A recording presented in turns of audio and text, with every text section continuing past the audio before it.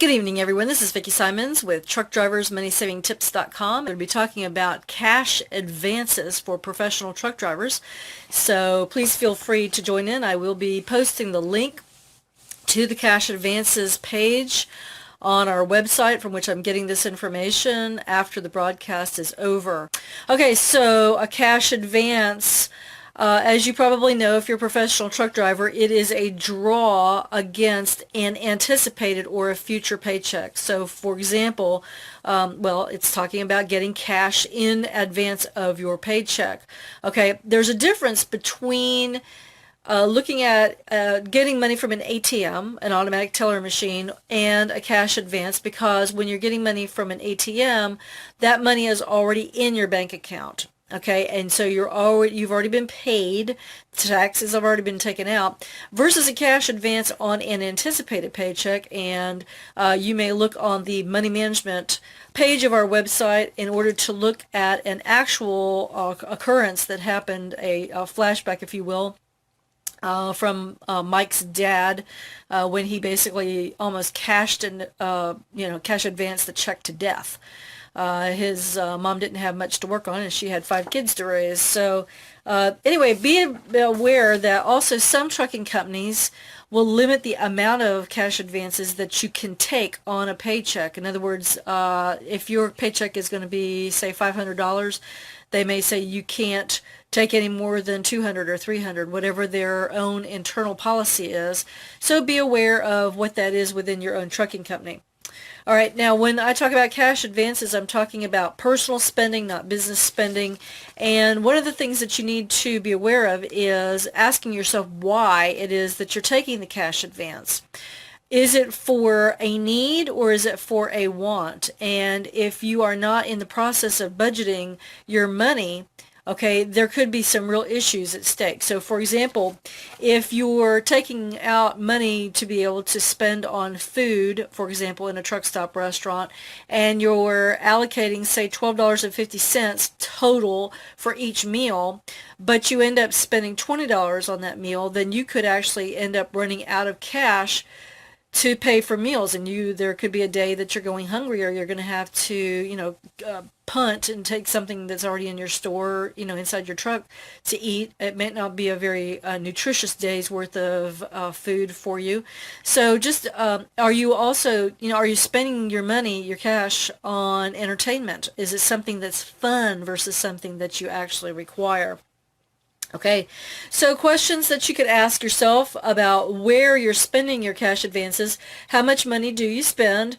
What do you spend your money on? What were you feeling when you wanted to spend this money? And of course, we have a spending diary on our website. You can go up to the free downloads page and download that.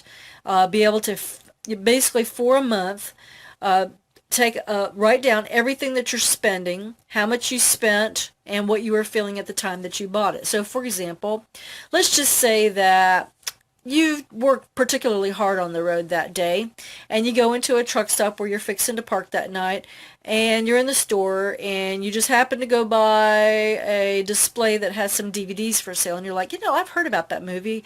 I really deserve to have some reward for, the hard work that I've spent, and you go ahead and you purchase that. Well, it's kind of like, you feel there's a sense of justification in your purchase.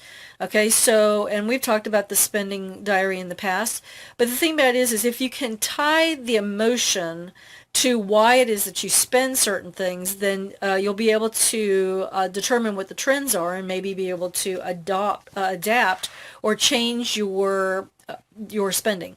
Okay, so we're talking about various things that you feel. Also, there's a difference between spending cash versus putting things on either a debit card or a credit card. Now, debit, again, is sort of like an ATM where you're actually pulling money or you're using money that's in your bank account to pay for things. It's like cash, but it's already been put into your account, so you're not paying for it in the future, if you will. Okay, and a credit card has to be paid in the future. So determine for yourself what's the best way of going about paying for your purchases, how you want to do that. Okay, again, just because you have the cash in your hand doesn't necessarily mean that you're going to be, that's a good spending. If you're using a cash advance to spend it on, that might not be a good thing. There's a section here about I've got cash, where can I spend it? Okay, for some folks, having money in their pocket is an open invitation and a temptation to spend it. Okay, it's kind of like, look, if I got 20 bucks here, I've got to spend it. I just feel compelled to go ahead and spend it. And it's the same kind of thing as using a credit card endlessly. Allow me to quote this. Okay, and there are different theories about this, about whether using a credit card is a good idea or not. That's not for me to judge, but here's the quote from a guy by the name of George Lowenstein. He said, credit cards effectively anesthetize the pain of paying. Credit cards effectively anesthetize the pain of paying. Another quote is, you swipe the card and it doesn't feel like you're giving up anything to make the purchase, unlike paying cash when you have to hand over the bills. Okay, well, credit cards and cash advances are similar in the fact that you're putting off the getting that payment.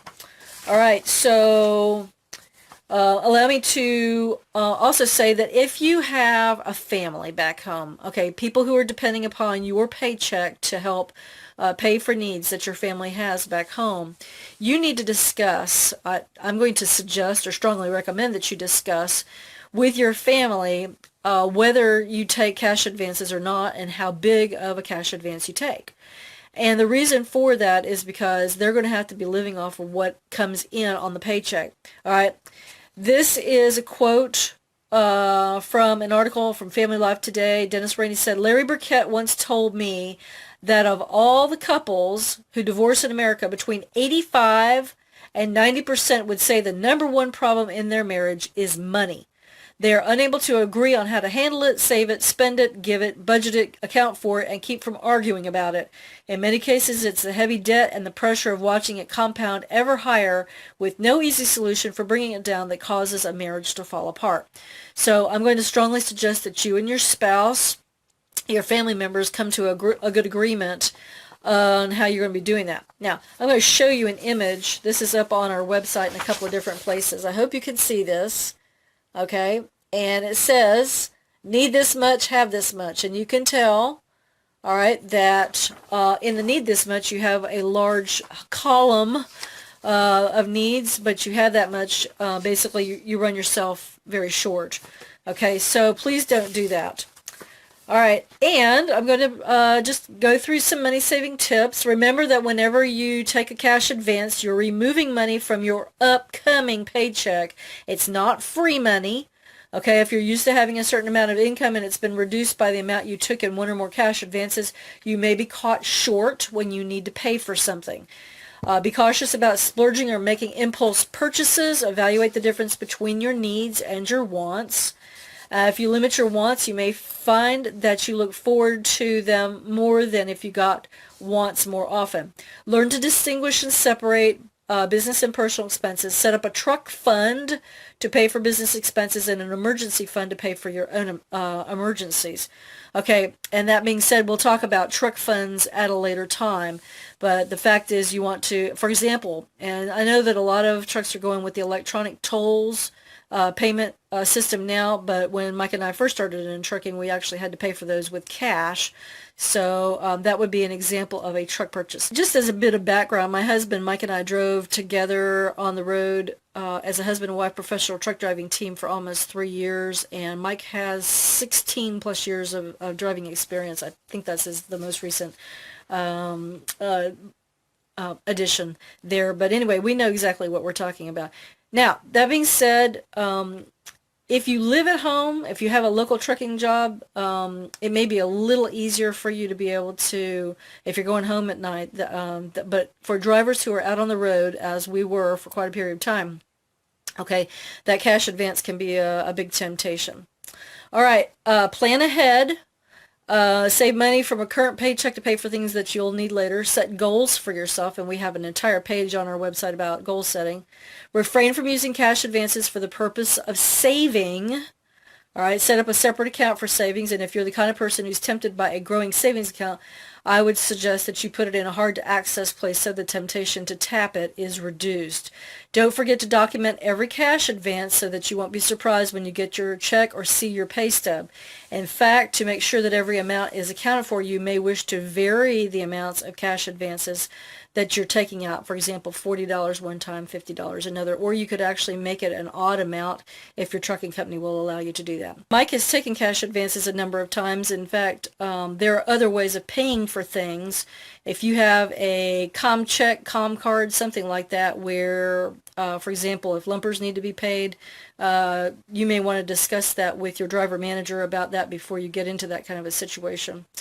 All right, my final tip for tonight, if you track your expenses on a computer, and electronic payment for expenses is a whole nother subject, but be sure to note every time that you take a draw, do not allow yourself to forget to make an entry or enter the amount more than once.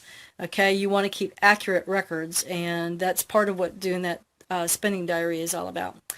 Okay, well, that being said, allow me to give a little teaser for tomorrow night. We're going to be talking about Feeling Fabulous Friday, and we're going to be talking about something that's very important for everyone, no matter whether you're a professional driver or not, but especially for those who are going to be spending nights in their trucks, and we don't want you to miss that. My husband Mike and I both wish you safe travels and lots of money-saving opportunities on the road. Have a great night wherever you are. Thank you for all your hard work, drivers. Bye-bye.